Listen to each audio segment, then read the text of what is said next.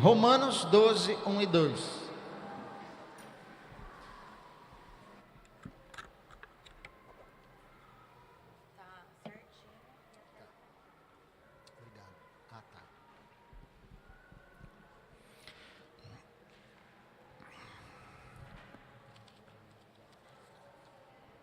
Eu gosto de pregar em passagens bem conhecidas. Essa é uma delas, né? Romanos. Nós temos estudado Romanos nos meus grupos, tem sido uma bênção. E já chegamos em todos eles no capítulo 12. Então ele está bem quente aqui na minha cabeça. E tem muito a ver com a palavra da semana passada. Algumas pessoas pediram para que continuasse aquela palavra. Então eu já logo lembrei do capítulo 12 de Romanos. Até o capítulo 11, Paulo em Romanos fala a respeito da nossa justificação pela fé e não pelas obras. Ele fala como Deus providenciou o seu Filho Jesus como sacrifício pelos nossos pecados. Não mais aquele sacrifício do Velho Testamento, sacrifício de animais com derramamento de sangue, mas Deus providenciou o seu Filho Jesus como Cordeiro de Deus, aquele que foi imolado, foi sacrificado, morto na cruz pelos nossos pecados, para perdão dos nossos pecados, e nós então não ganhamos a nossa salvação, o nosso perdão, a nossa justificação através das nossas obras, daquilo que a gente possa fazer. Porque ele diz lá, nenhum de nós é bom, nenhum de nós é justo, nenhum de nós consegue agir de forma completamente, totalmente justa, ao ponto de podermos merecer a nossa salvação e o nosso perdão. Por isso, Deus, que nos amou tanto, providenciou o seu Filho como aquele que foi sacrificado e morto e derramou o seu sangue para o perdão dos nossos pecados. E do capítulo 1 até o 11 de Romanos, Paulo, ele fala sobre isso. E quando chega no capítulo 12, ele passa então a dizer o que isso traz de prático para a nossa vida. Como é que a gente age agora diante desse fato de sermos agora, entendermos e recebermos Jesus como aquele que morreu no nosso lugar e, portanto, nos justifica diante de Deus, nos faz e nos torna seus filhos. Por isso que ele começa a passagem dizendo: rogo-vos, pois, irmãos, pelas misericórdias de Deus, que apresenteis o vosso corpo por sacrifício vivo, santo e agradável a Deus, que é o vosso culto racional. E não vos conformeis com este século, mas transformai-vos pela renovação da vossa mente, para que experimenteis qual seja a boa, agradável e perfeita vontade de Deus.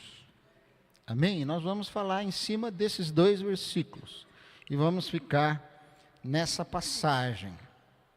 Quando nós nascemos de novo, recebemos Jesus, cremos naquilo que Ele fez por nós, somos justificados do nosso pecado, nós somos transformados de várias formas no nosso interior.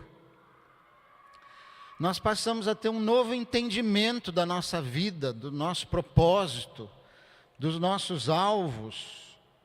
Nós passamos a entender quem nós somos, de onde nós viemos e para onde nós vamos. As grandes perguntas da humanidade, não é? Passamos a ter entendimento dessas coisas.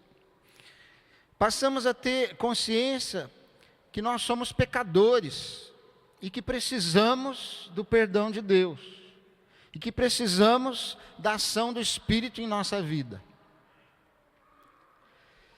Mas essa transformação é apenas o começo de uma vida com Deus. nós continuamos a necessitar de uma transformação de vida. E essa transformação começa na nossa mente, porque nós estamos impregnados dos pensamentos e das ideias do mundo. Nós estamos convencidos, habituados e viciados nas ideias deste século, nas filosofias e nas verdades que recebemos através da mídia, através do relacionamento, no trabalho, na escola e com o mundo. Nós estamos completamente empoeirados na nossa mente da poeira do mundo, da cultura do mundo, dos ensinamentos humanos. E a palavra de Deus,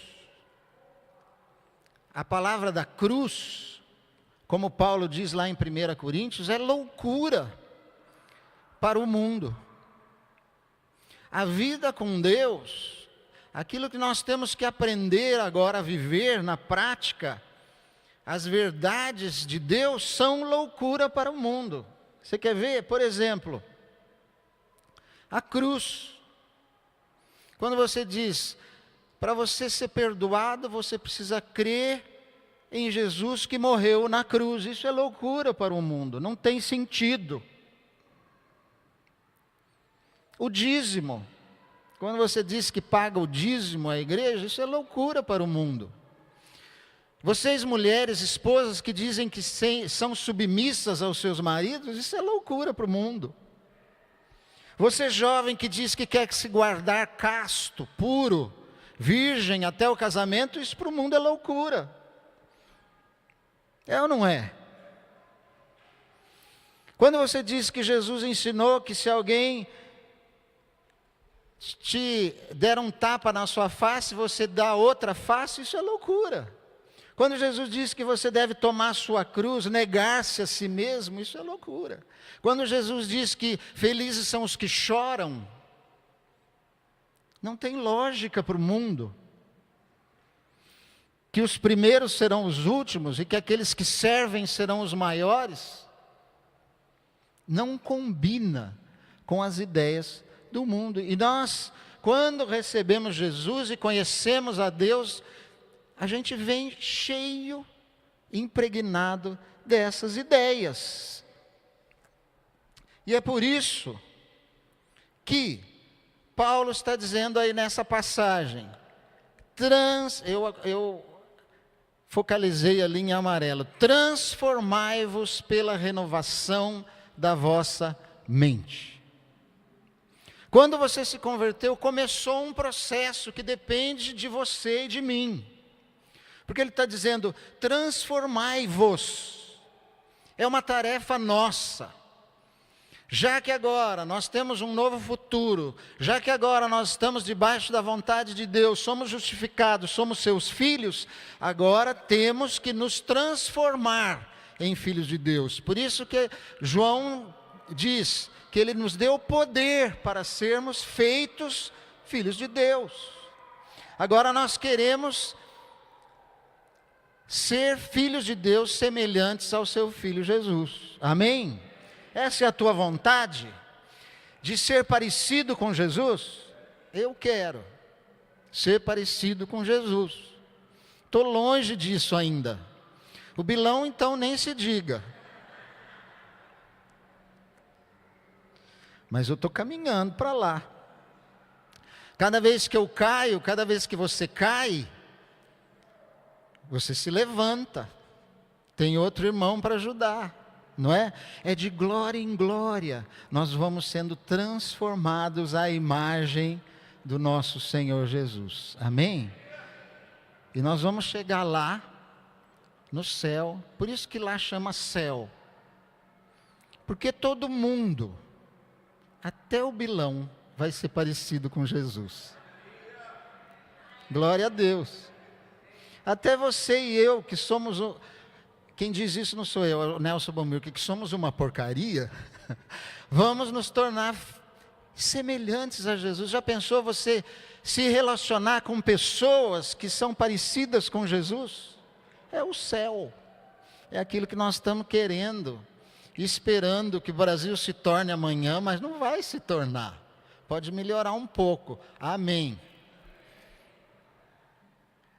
Mas só quando o reino de Deus chega na nossa vida e chegar completamente, é que nós poderemos entender que estamos no céu. Amém?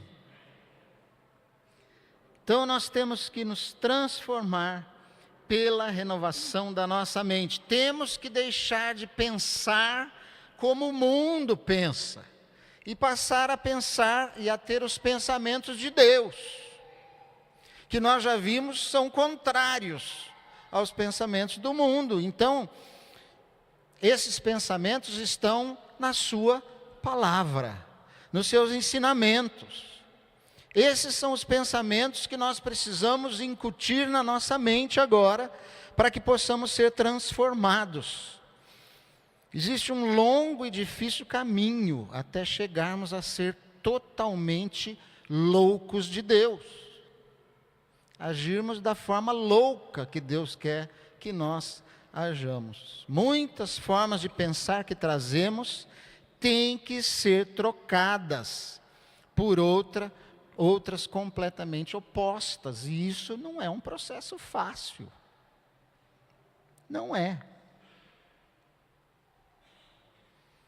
Primeiro, elas têm que ser transformadas aqui. Tem que mudar aqui, para depois passar para a prática do nosso dia a dia, da nossa vida.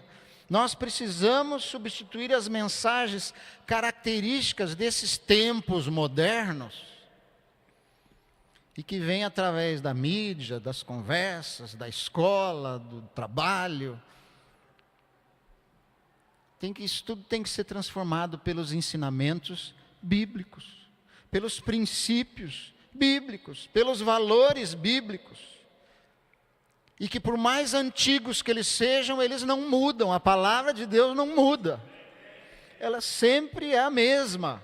Os ensinamentos da Bíblia não mudam, porque nós, como seres humanos, não mudamos. Nós temos as mesmas necessidades de mudança que os nossos antepassados. E embora antiga a palavra, ela sempre é nova, e vale a pena aprendê-la e praticá-la. Não é à toa que o Salmo 1 diz para a gente não se deter no caminho dos pecadores, não se assentar na roda dos escarnecedores, e nem seguir o conselho dos ímpios. Conselho dos ímpios, as ideias do mundo, não devemos seguir. Antes, o nosso prazer tem que estar na lei do Senhor, na palavra de Deus, nessa palavra meditar de dia e de noite. Quem aqui medita na palavra de Deus de dia e de noite? Dica: pega um pouquinho daquele tempo que você fica no Facebook e medita na palavra de Deus.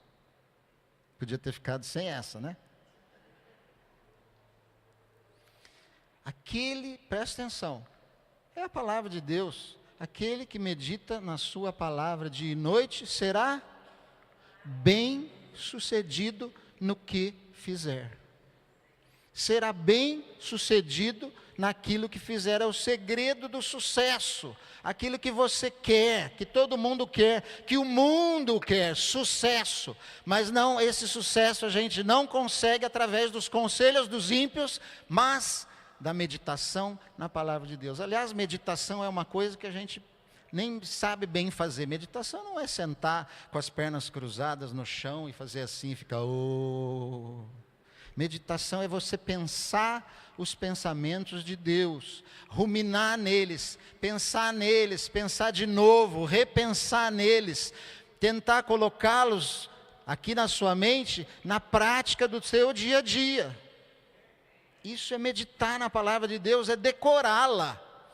Quando você decora a palavra de Deus, você consegue meditar nela. Porque na hora que vem uma situação prática, você se lembra daquela passagem. Lembra-se de Jesus? Como é que ele enfrentou a tentação de Satanás? Está escrito: não tentarás o Senhor teu Deus. Agora a gente não sabe a palavra. Aí vem o inimigo, tenta, e você fala assim: ai, tem uma passagem, viu, inimigo? Eu não sei bem onde está, não sei bem como que é, mas tem uma passagem que fala mais ou menos a respeito disso. E o inimigo fica rindo da tua cara. Meditar na palavra de Deus, dia e noite. Eu li uma vez que aquilo que você põe na tua cabeça antes de dormir, fica. E aí você fica lá no escuro do seu quarto vendo Facebook. Quem fez bolo de fubá hoje? Importantíssimo saber. Quem está na praia feliz e eu aqui em casa?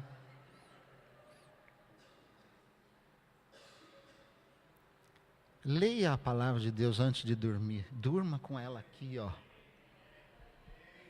E ela vai produzir fruto na sua vida e vai te fazer bem-sucedido. E ele diz que presta atenção, este é o nosso culto racional. Isto é culto. O Bilão está estudando sobre culto e vai falar aqui depois sobre culto. Isso é o nosso culto racional. Sim, aqui é a nossa celebração juntos, louvamos, recebemos a palavra, mas o nosso culto verdadeiro, como nós cultuamos o nosso Deus, é de segunda a segunda, praticando a palavra de Deus, nos transformando através da sua palavra. Isso é um culto inteligente, é um culto autêntico no nosso dia a dia. No texto que nós estamos vendo, Paulo começa assim, eu achei interessante: rogo-vos. Rogar é insistir, é implorar, é pedir assim com o máximo do coração: eu te rogo que faça isso. E a gente só roga por alguma coisa que é extremamente importante. E Paulo não está nem mandando, ele está implorando: eu imploro a vocês, pelas misericórdias de Deus, que façam isso. Que apresenteis os vossos corpos. O que ele roga? Que apresenteis o vosso corpo por sacrifício vivo, santo e agradável a Deus. Apresentem o seu corpo como sacrifício vivo. Por que o seu corpo? Por que apresentar o seu corpo? Porque aqui ele está saindo do espiritual para o físico, para o nosso dia a dia. Tem gente que é muito espiritual nas coisas espirituais. No culto, é um aço, parece que vai subir para o céu, levitando, na hora do louvor, amém, que seja assim, fervor na hora do louvor. Né? Mas a hora que vai para casa, no dia a dia, irmãos, essa transformação vem através de sacrifício, de esforço, de dedicação, de vontade, de determinação, de atitude.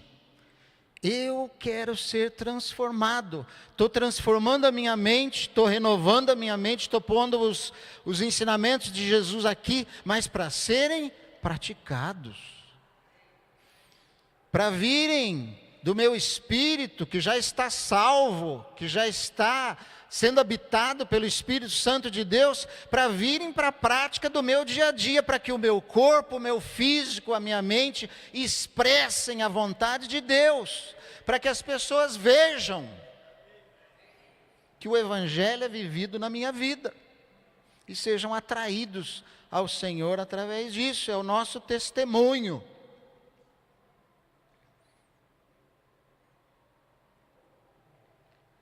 É sacrifício de vida. Você não precisa morrer, não precisa derramar sangue, porque Jesus já fez isso. Agora é um sacrifício de vida. E por que é sacrifício? E que tipo de sacrifício? Está aí. Sacrifício vivo. Sacrifício vivo. O evangelho bíblico, o evangelho que Jesus pregou, e que os apóstolos pregaram, é o evangelho do reino de Deus, do governo de Deus. É o evangelho em que nós recebemos e aí queremos obedecer aos ensinamentos e à palavra de Deus, porque Ele se torna o nosso Senhor, o nosso Rei, o nosso governador, o nosso dono, o nosso mestre. Esse é o evangelho verdadeiro. Deus não é o nosso servo, nem o nosso empregado que está aí para nos abençoar. Deus é o Senhor do universo que deve ser adorado, servido e obedecido.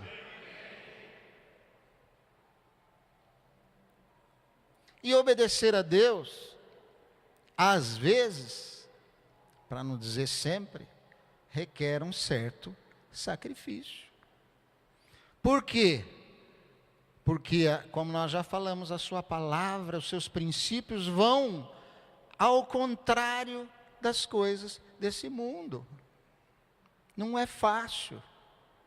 Viver o evangelho do reino é remar contra a correnteza, é ir no contrafluxo. Todo mundo está vindo para cá e eu tenho que ir para lá.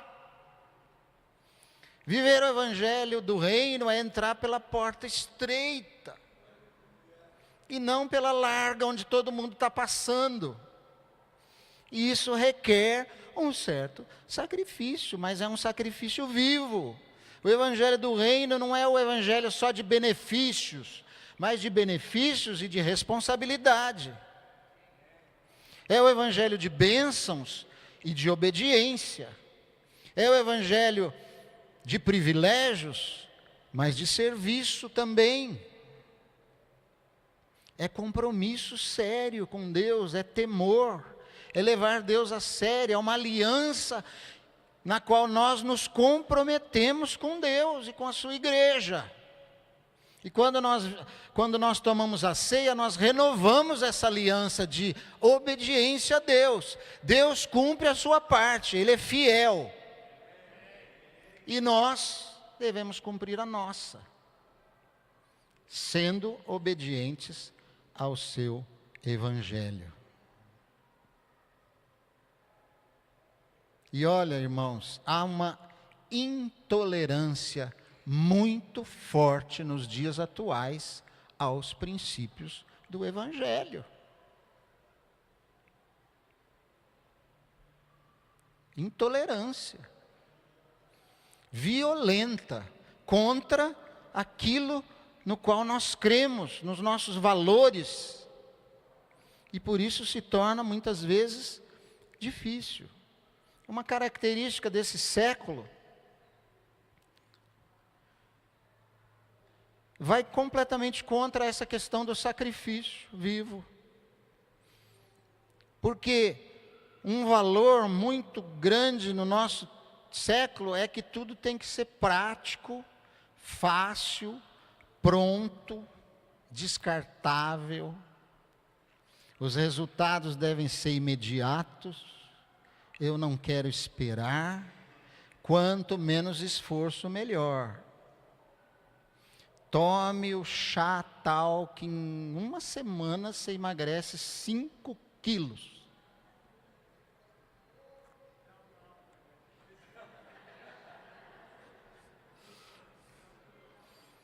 Só que você só pode tomar o chá, não comer mais nada. Né? Estou tentando pensar em outro. Use esse aparelho de abdominal. Gente, é 1 minuto por dia, por semana, e você vai ficar com uma barriga tanquinho que nem a do sei lá quem. Ia falar do Schwarzenegger, mas ele já está gordo, balofo, né? Caindo aos pedaços.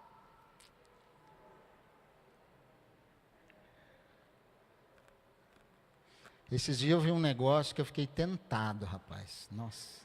É um produto que você passa e começa a nascer cabelo.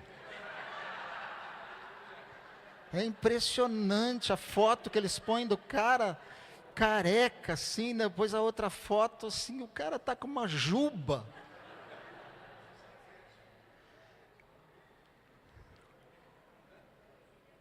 Valor. Mas, irmãos, o que tem verdadeiro valor nessa vida custa. Dá trabalho. Demanda tempo. Aquilo que vale a pena. O discipulado, por exemplo, que é um valor bíblico,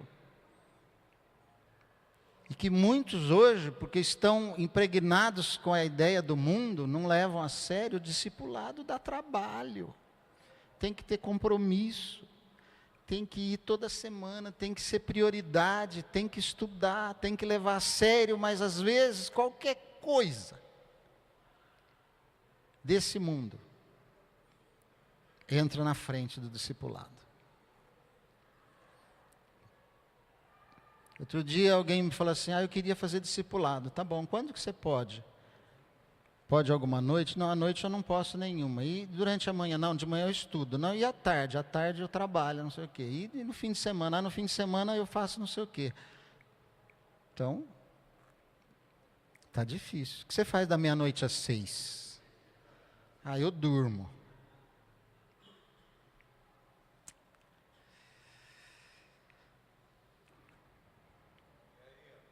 Outra característica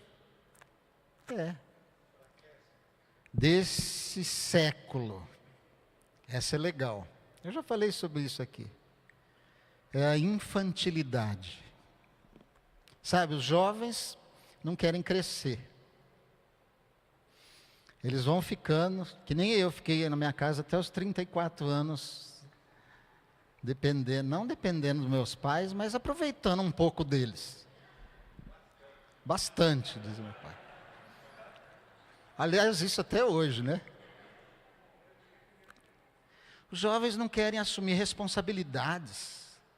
Aliás, eles recebem tudo pronto hoje, né? Tudo tão fácil. E os velhos, que nem o Bilão, não querem envelhecer. Querem continuar jovens. Querem usar bermuda, tênis, boné. É ou não é? Infantilidade. É só ver aí a volta dos filmes de super-heróis, né? Os super-heróis. Você assistiu o filme do Homem-Aranha? Nossa, ele é uma máxima. Aí você vai ver, não é criança que está discutindo, são homens casados, com filhos. Não, eu gosto mais do Batman. Não, eu sou a favor do... Não tem um filme que é o Batman? O Batman contra o Super-Homem. Nossa, fiquei torcendo o máximo para o Batman. Eu gosto mais do Batman do que do Super-Homem. Infantilidade. Mas, a palavra de Deus, no reino de Deus, nós temos que crescer. Nós temos que amadurecer. Nós temos que aprender a palavra, nós temos que colocar em prática, deixar as atitudes imaturas. Nós precisamos santificar a nossa vida. Isso é um valor do reino. Paulo dizia que os crentes de Corinto, para não dizer Corinthians, né? Precisavam crescer, eles eram carnais. Aí tem uma leve semelhança, mas não, deixa para lá. Eles eram carnais, precisavam crescer, precisavam deixar as coisas, os rudimentos do mundo, precisavam amadurecer como cristãos. O crente carnal é um crente infantil, que chora quando não recebe a bênção que quer, que fica emburradinho quando alguém dá uma bronca, quando chama atenção, admoesta, né? É infantil. Mas Deus quer que nós cresçamos, que nós sejamos mais maduros. Não podemos ser dependentes sempre, eternamente. A pessoa faz 20 anos na igreja e depende, não serve, não assume responsabilidade, quer sempre para si, é dependente como uma criança. Ela não ora pelos outros, ela pede oração.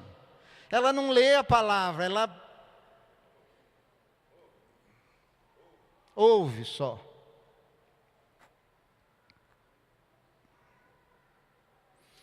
E Paulo diz lá em Gálatas, assim também nós, quando éramos meninos, estávamos em escravidão debaixo dos rudimentos do mundo.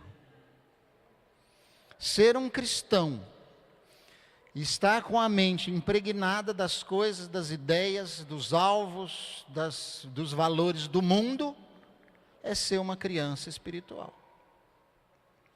Quando a tua oração só pede pelas coisas materiais, pelas coisas desse mundo, você ainda está precisando crescer.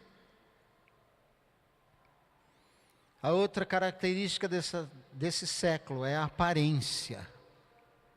O que importa é a aparência. O valor máximo é a aparência. É como as pessoas te veem. De novo eu meto pau no Facebook. O Facebook é a aparência. Está todo mundo feliz. As fotos são maravilhosas.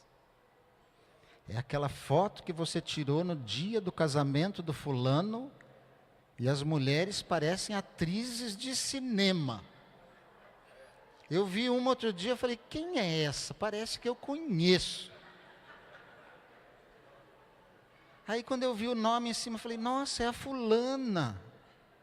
Por que ela não vai assim na igreja?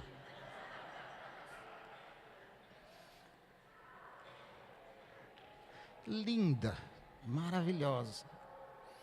Todos felizes na praia, comendo comidas boas. Ninguém tira foto do arroz com quiabo da segunda-feira.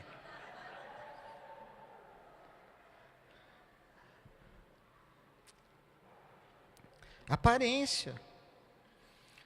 E tudo fica superficial, as amizades ficam superficiais. Irmãos, nós não podemos viver um evangelho de aparência. Nós temos que ser autênticos. Nós não somos fariseus. Os fariseus eram assim. Jesus chamou eles de sepulcros caiados. E minha avó dizia, belo, como é que é? Bonito por fora, não, por dentro, por fora, bela viola, por dentro, pão bolorento. Ah, vocês tiveram vó também, sabe, né? Por fora, bela viola, por dentro, pão bolorento. É o que Jesus está falando para os fariseus. Vocês são muito bonitinhos por fora, com essas roupas todas enfeitadas, com essas atitudes espirituais, mas por dentro, vocês são sepulcros. Ossos secos, mortos, sem vida, fedidos. O que Deus quer de nós, irmãos, é integridade de caráter. Integridade, isso quem me ensinou foi o Jaime Kemp. É aquilo que você é quando você está sozinho. É aquilo que você faz, se você faz o certo quando ninguém está vendo e ninguém vai te elogiar por isso. Aí você é íntegro. Ele até dava um exemplo, porque ele falava para jovens, ele dava um exemplo mais forte.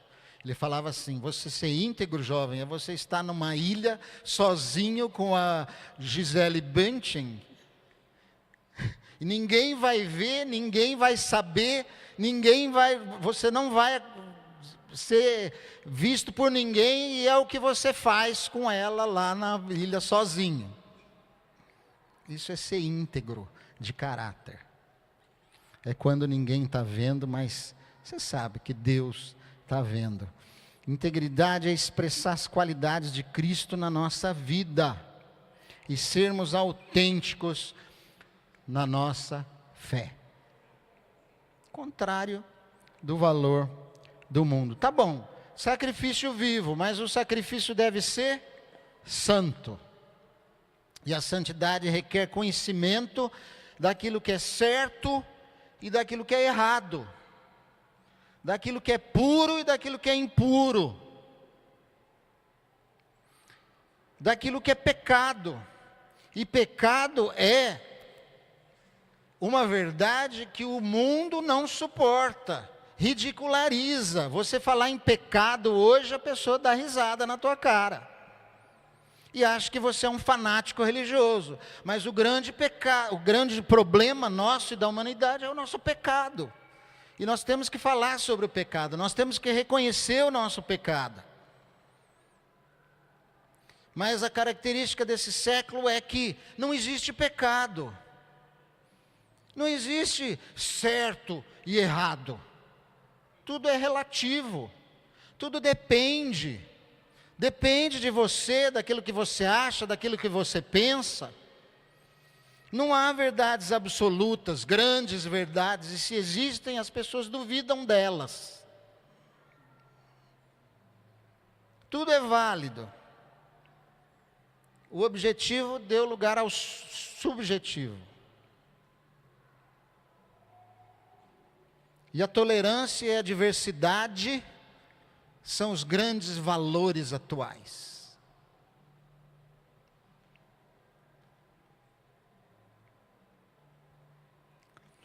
A verdade foi substituída pela semelhança. Não se dá mais valor à verdade, àquilo que é original, aquilo que é verdadeiro.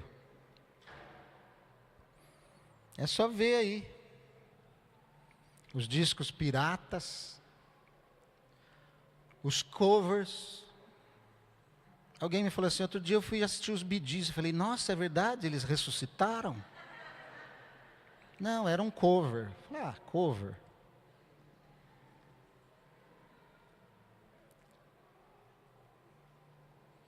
Os clones, os produtos de segunda linha, as drag queens. Outro dia eu estava assistindo um programa, eu achei aquela mulher meio esquisita. Não era mulher, era uma drag queen. Tem um nome bonito em inglês.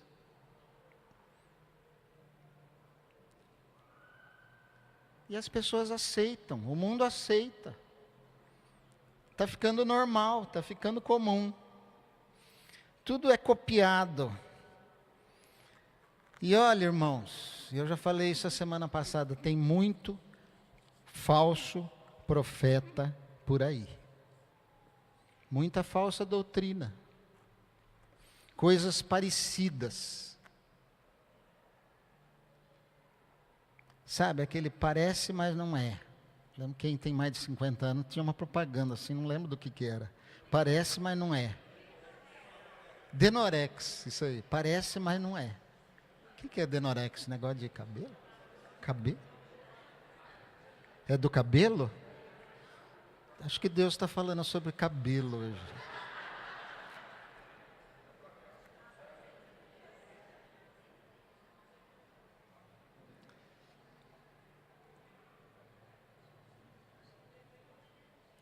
Agora, no reino de Deus, sabe qual é o conceito? É o conceito da boa terra, que eu falei a semana passada. Um coração aberto, amolecido, para receber a verdade da palavra de Deus. Sem preconceitos, sem tradições. E só assim é que o Evangelho vai ser uma contracultura, jovens.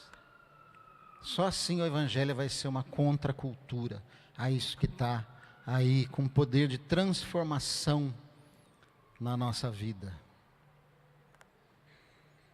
E Paulo diz lá em Colossenses: cuidem de que ninguém os cative com a vã e enganosa filosofia que segue tradições humanas e que vai de acordo com os princípios deste mundo e não conforme Cristo. Cuidado com as filosofias humanas e vãs que seguem tradições do mundo, dos homens, e não conforme a verdade de Cristo. O conceito do reino de Deus é o conceito da pérola de grande valor, que quando eu encontro a verdade, eu dou a ela todo o valor, ao ponto de desistir de tudo mais, de vender tudo que seja desse mundo, para estar e conquistar essa verdade na minha vida. Se eu preciso deixar as minhas coisas, vendê-las, eu faço isso, porque sei do valor da verdade da palavra na minha vida. Essa sim vai fazer transformação e vai me levar a ser bem-sucedido na minha vida.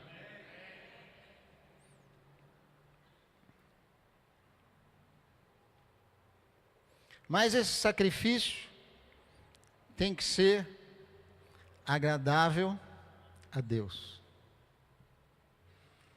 E você já percebeu que o valor desse mundo sou eu mesmo. Tudo deve ser agradável a mim. Eu tenho direito de ser feliz. Eu tenho direito sobre o meu corpo, de decidir o que eu quiser fazer com ele. Eu tenho direito sobre mim mesmo. Eu estou no centro, eu estou no trono da minha vida. Isso é o humanismo, o centro no homem. Tudo tem que ser para o nosso prazer e a nossa satisfação. Esse é o valor do mundo. Mas o valor do reino é que as coisas e que o meu sacrifício seja agradável a Deus. O culto não tem que me agradar. Hoje eu gostei do culto das músicas. O culto tem que agradar a Deus. O louvor tem que agradar a Deus.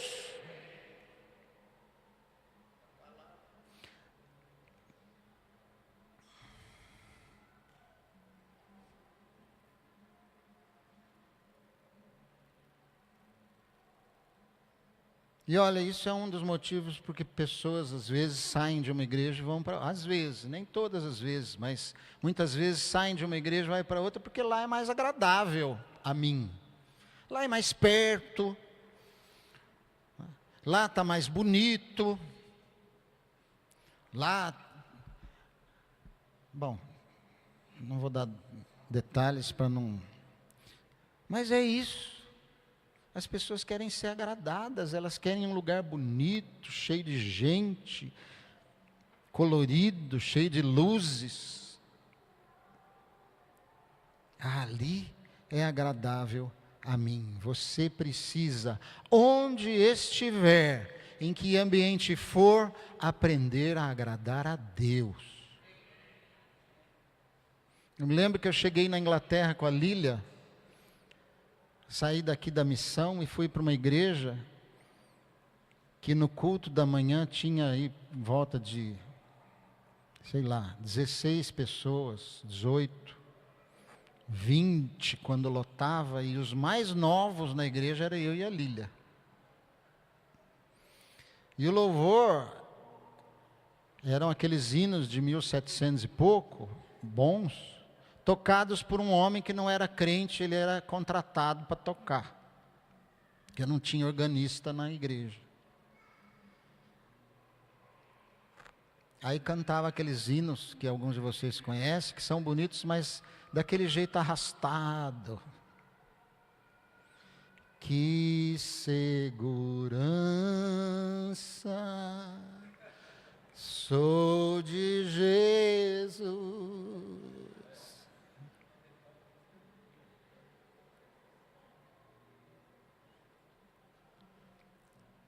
E eu disse para a Lília, vai ser duro aqui, hein? Nós vamos ter que aprender a louvar a Deus. A louvar a Deus. Mesmo não sendo tão agradável a mim, eu tenho que tornar essa música, esse cântico, agradável a Deus. E para Deus, importa aqui, ó.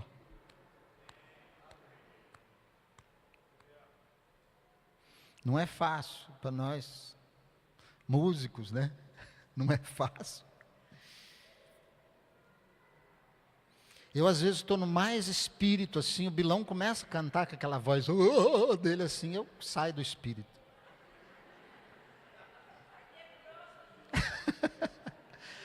Hoje estou aproveitando falar do Bilão.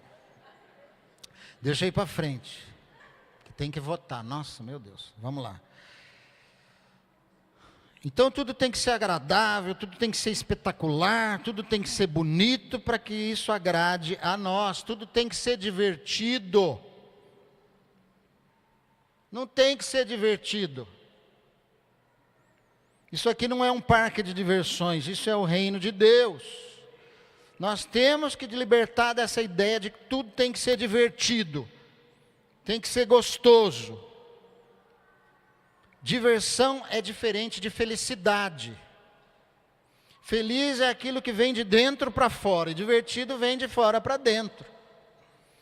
Eu sou feliz porque o Espírito Santo está em mim e Ele produz alegria verdadeira. Nossa espiritualidade não pode se basear na forma, na satisfação dos nossos 5 sentidos. A nossa espiritualidade tem que vir de dentro, do Espírito Santo, agindo no nosso espírito. E aí expressando isso através do nosso corpo. E a última característica desse mundo é a cultura global, a globalização, a padronização. Todo mundo tem que ser parecido e igual. Isso não pode entrar na igreja. Ai, vocês não cantam aquela música que está, é o hit em todas as igrejas? Não. Por quê? Porque nós não temos que ser igual a todo mundo, nós temos que ser autênticos.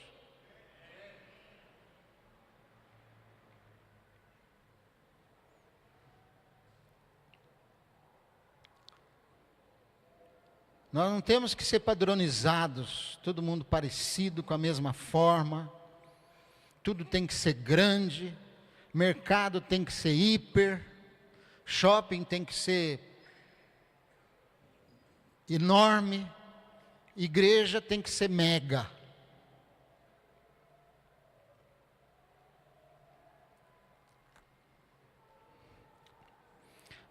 O conceito do reino de Deus é o conceito da semente de mostarda. Ela é pequenininha, mas se torna grande. O fermento é pouquinho, mas leveda toda a massa. Se ela for autêntico, se ela for realmente cheia do Espírito Santo, não importa o tamanho dessa igreja. Conclusão.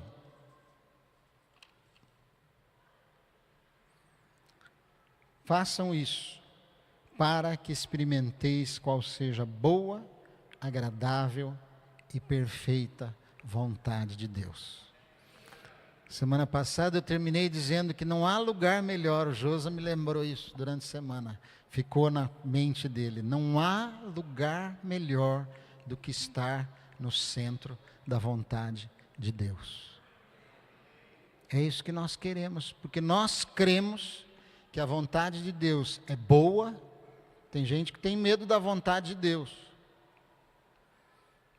porque às vezes não combina com a dele. Isso é você estar no centro. É crer de que a vontade de Deus é boa, agradável e muito mais, perfeita.